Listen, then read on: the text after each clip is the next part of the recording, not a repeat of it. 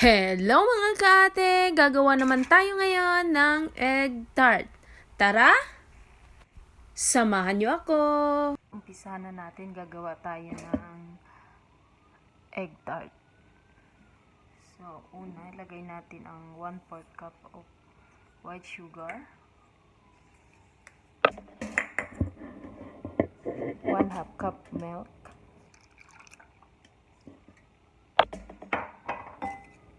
And then, isang egg yolk at isang itlog. Mix lang natin. And then, isang heavy cream, 3/4 cup. Tapos, haluin lang natin mabuti.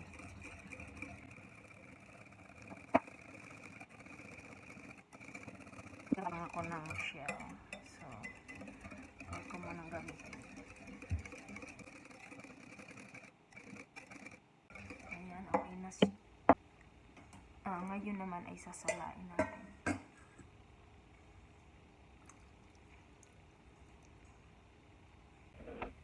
Ito yung nabili ko na ready-made na.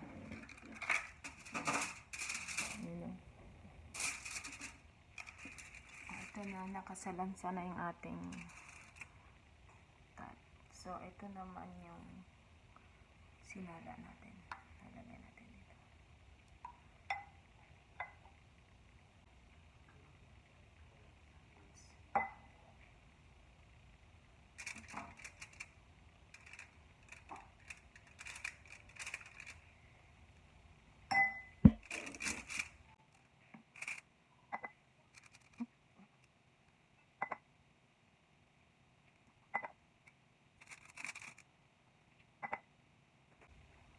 So, naka-preheat na yung oven natin ng 375.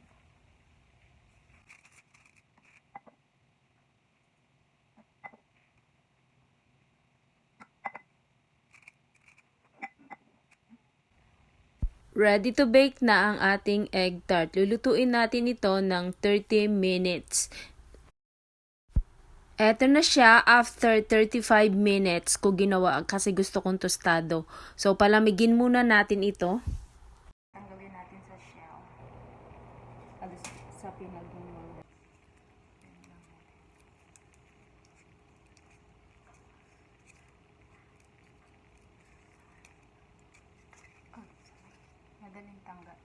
Madali siyang tanggalin. Ready to serve! Tara! Try natin ito kung anong lasa.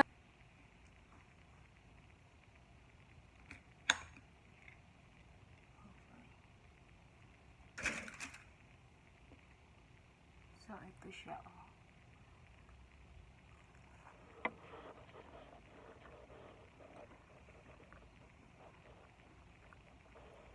Sobrang crunchy nung shell niya. Tsaka hindi siya matamis. So, tamang-tama lang to. Thank you for watching. Don't forget to like and subscribe. Bye!